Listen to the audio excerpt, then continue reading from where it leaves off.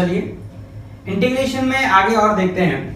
तो जैसे मैंने यहाँ पे कुछ जो अपने फॉर्मूले थे, जितने मैंने फॉर्मूले पहले लिखे थे वही फॉर्मूले मैंने फिर से लिखे हैं। और आप एक चीज नोटिस करेंगे कि x की जगह पे मैंने हर जगह पे ax प्लस b लिखा है और फॉर्मूले एज इट इज वैसे ही है।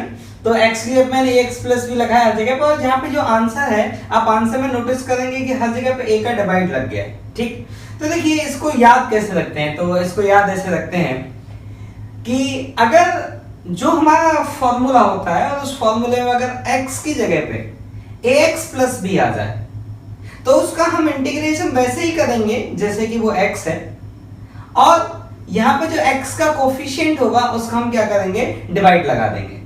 ठीक, तो इसको मैं आपको करके दिखाता हूं। आप ऐसे देखिए, पहले मैं आपको करके दिखाता हूं।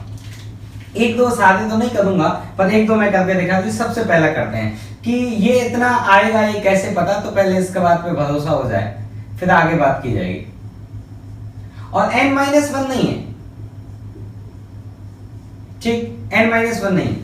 तो ax प्लस b जो है, अब आपसे मैं पूछूं कि इसका इंटीग्रेशन आप कर सकते हैं क्या, तो बोलेंगे यहाँ x होता तो अच्छा होता। इसका मतलब कुछ इसमें अब जुगाड़ करना पड़ेगा, मतलब सब्स्टिट्यूशन मेथड का सहारा लेना पड़ेगा। तो आप ऐसा करिए ax प्लस b को आप t मान लीजिए, तो क्या आया, ये आया a। अब देखिए दोनों तरफ d बाई dx लगा दीजिए, तो d बाई dx ऑफ, मैं स्टेप बाय स्टेप कर रहा हूं, equal to d by dx of t। तो क्या है इस साइड में, d बाई dx को अंदर दीजिए, a कांस्टेंट बाहर आ गया, तो d by dx of x, b का डिफरेंशिएशन हो जाएगा 0। a और b कौन है, सम पॉजिटिव कांस्टेंट। यहाँ पे जो a और b है ये कौन है, पॉजिटिव कांस्टेंट। कहां लिखूं, चलिए यहां लिख देते हैं, a and b are positive constant, positive negative कुछ भी हो सकता है। ये कौन है, कांस्टेंट्स हैं। ठीक, अब इसको आपने t मान लिया, आप इसको डिफरेंशिएट करेंगे तो d बाई dx, b कौन है, कांस्टेंट, तो d बाई dx अंदर जाएगा, a कांस्टेंट है बाहर आ गया, d by dx of x, b constant का 0 हो गया, and that equal to dt upon dx। तो यहां से आप एक चीज कह सकते हैं कि a इक्वल टू किसके बराबर आया, dt अपॉन dx। इसका मतलब dx की जो वैल्यू है वो किसके बराबर आई, dt अपॉन a के बराबर है। ठीक, अब इस dx को इसमें ले जाके आप रिप्लेस कर दो, तो सब्स्टिट्यूट करेंगे तो क्या आएगा, ये आएगा मेरा, चलिए यहां लिखते हैं, ये आया इंटीग्रेशन ऑफ, ये मेरा सब्स्टिट्यूशन का तैयारी हो गई। तो इंटीग्रेशन ऑफ t की power n into ax plus b को t माना है तो t लिख दिया, dx की जगह क्या लिख दिया जाए, dt अपॉन a। तो इसको इंटीग्रेट जब किया जाएगा तो क्या आएगा, t की power n plus 1 upon n plus 1 plus c, और नीचे a ऑलरेडी था, ये रहा ये। अब इसमें t की जगह वैल्यू पुट कर दो, तो t की जगह कौन आएगा आपका, ax plus b।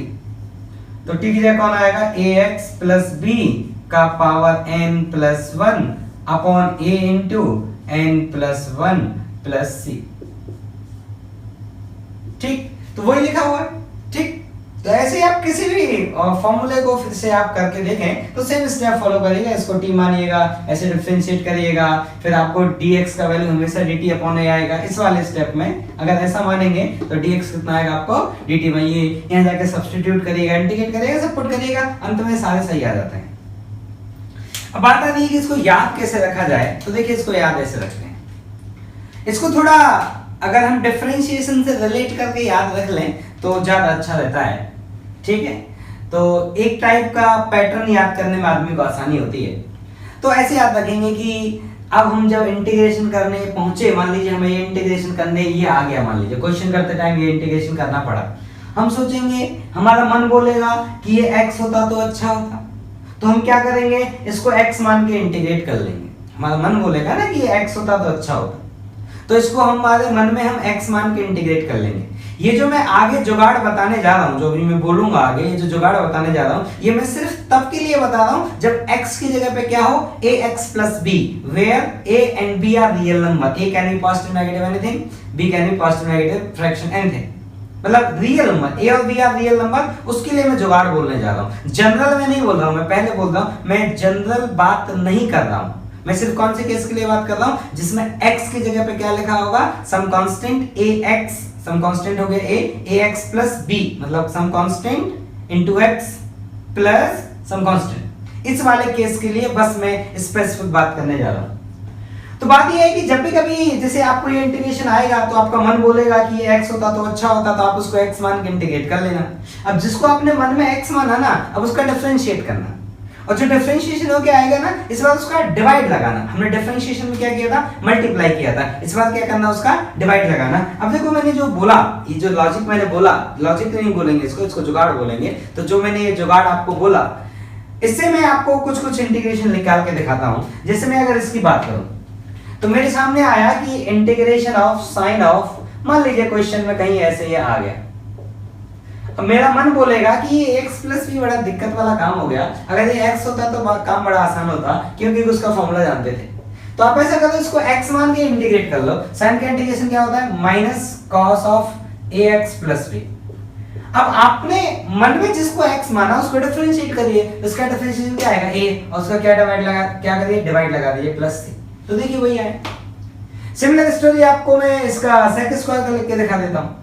sec square ax plus b into dx का इंटीग्रेशन। जैसे ही आपके सामने क्वेश्चन में आएगा, आपका मन करेगा अरे यार ये अगर x होता तो अच्छा होता, ये ax प्लस b थोड़ा टेंशन वाला काम हो गया। तो आपको मन कह रहा है कि ये x होता तो अच्छा होगा, तो इसको x मान लीजिए।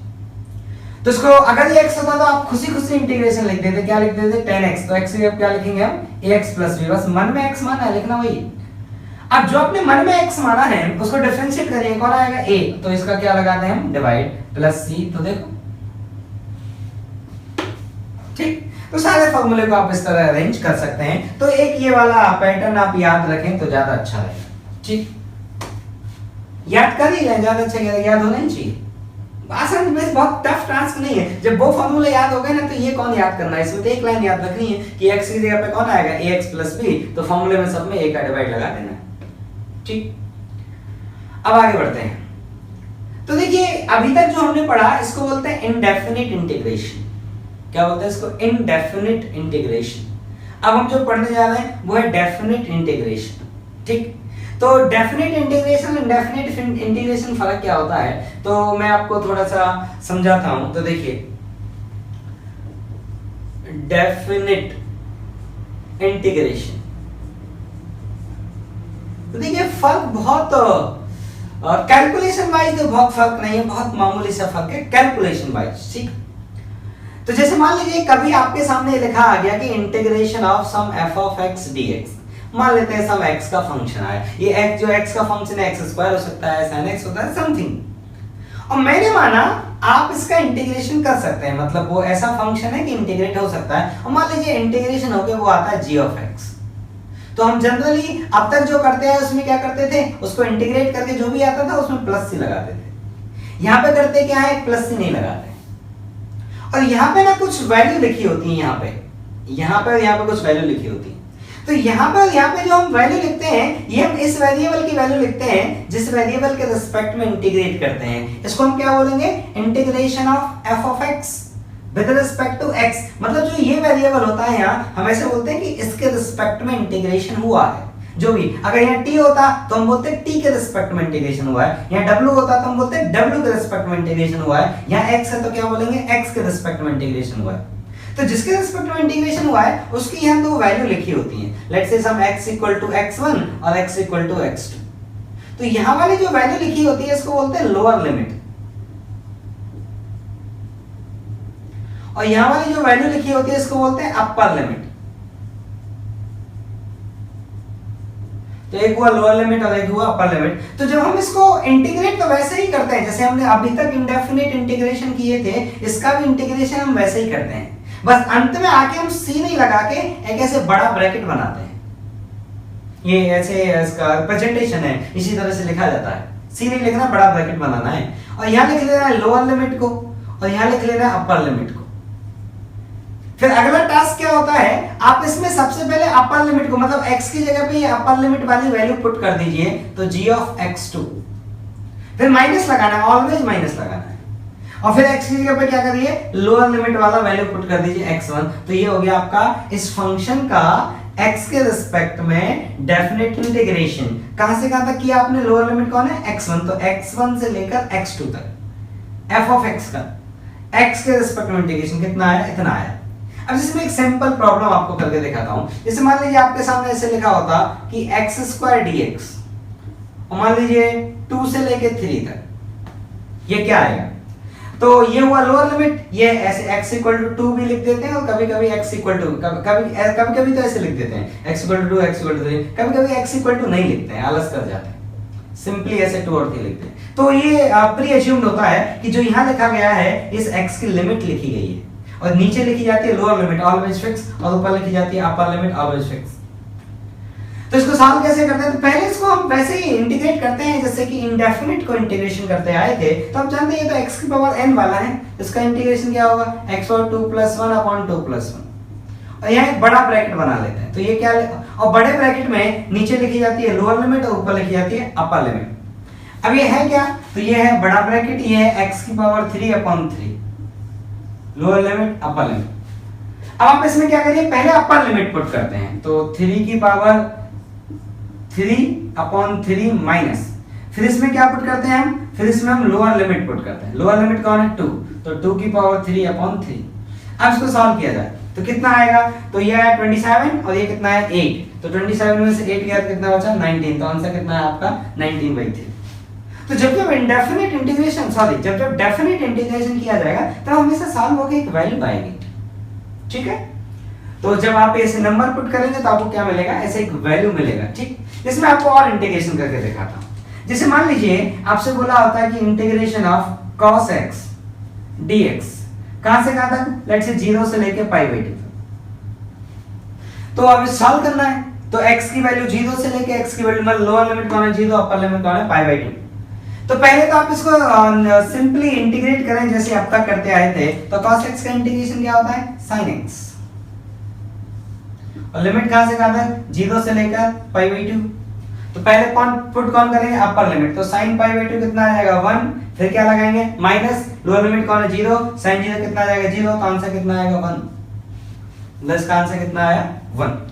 तो इस तरह से हम डेफिनेट इंटीग्रेशन करते हैं। तो कुल मिला के डेफिनेट इंटीग्रेशन में कोई टफ टास्क नहीं है, कहानी वही है इंडेफिनेट वाली, बस अंत में प्लस सी ना लगा के ये बड़ा ब्रैकेट बनाना है और lower limit upper limit put करके सॉल्व कर देना है, ठीक है?